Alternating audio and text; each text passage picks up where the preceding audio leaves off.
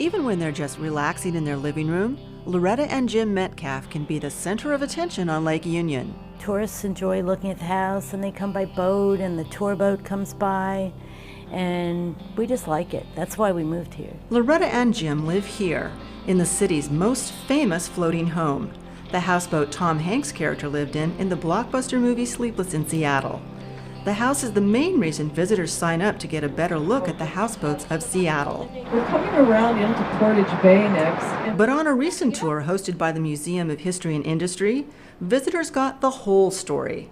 And if Hollywood made a movie about it, well, it wouldn't be a romance. More like a drama about a city's growing pains, prohibition, hippies, and evictions.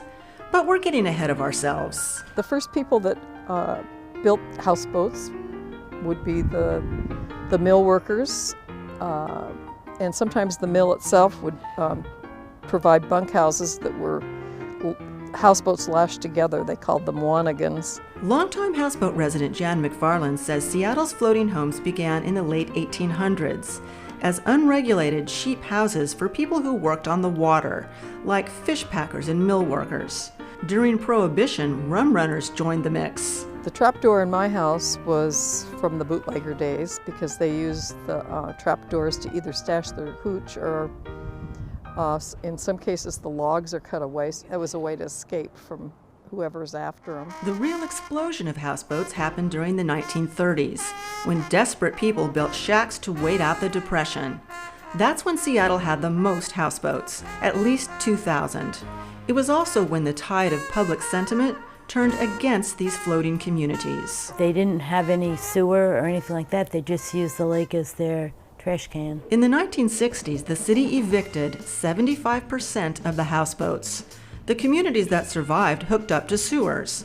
The houseboat crew accepted each other, but Greater Seattle didn't embrace the community until 1993, when Hollywood made a movie starring Tom Hanks, Meg Ryan, and this houseboat. We saw the movie in Princeton. We saw Sleepless in Seattle. During the movie, I poked him and I said, I'd like to live there. Through a series of improbable events, Loretta Metcalf and Jim Healy moved from New Jersey to Seattle in 1994 and got married in the houseboat of their dreams. People have asked me why we bought the house, and I would say for fun.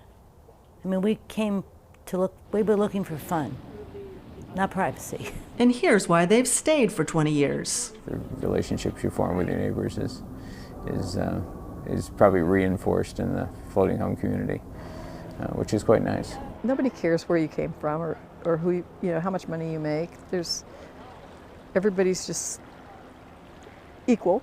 But McFarland worries that's changing. A few blocks north of the house she paid $6,000 for in the 1970s, there's a new houseboat development behind locked gates. Joel Blair and his family converted their grandfather's seafood company on Lake Union into what may be Seattle's last new floating home community. The slips range anywhere from $630,000 up to $1.2 million. On this day, a heron has the run of the place. But that's because Ward's Cove is strictly BYOB, bring your own houseboat.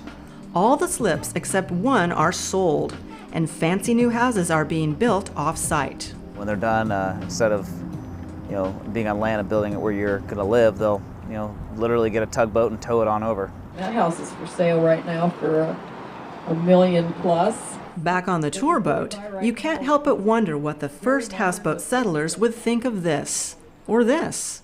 Even some of the houseboats pioneers lashed together for free are now worth hundreds of thousands of dollars.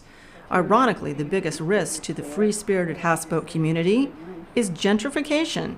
Houseboats are part of Seattle. Jonathan Wright is an attorney who has a hard time believing there was a day when Seattle tried to get rid of houseboats. Wright lives on a floating home at the end of a dock, so it has an amazing view. But that's not why he lives here. It's like less the water than it's the community. Hey, how are you guys doing? Like the Tom Hanks character in the movie, Jonathan is a single dad who lives here with his 7-year-old son. It's great for kids. It's like TV. Like I bought my son an Xbox. For the first 3 weeks, he played it for 15 minutes because there was way more interesting things to do outside. Wright is convinced Seattle's houseboat community will remain vibrant and a little weird as long as there's a new generation growing up here, sleepless in Seattle. Watch CityStream Thursday nights at 7 on the Seattle channel, or get video on demand and podcasts anytime at seattle.gov.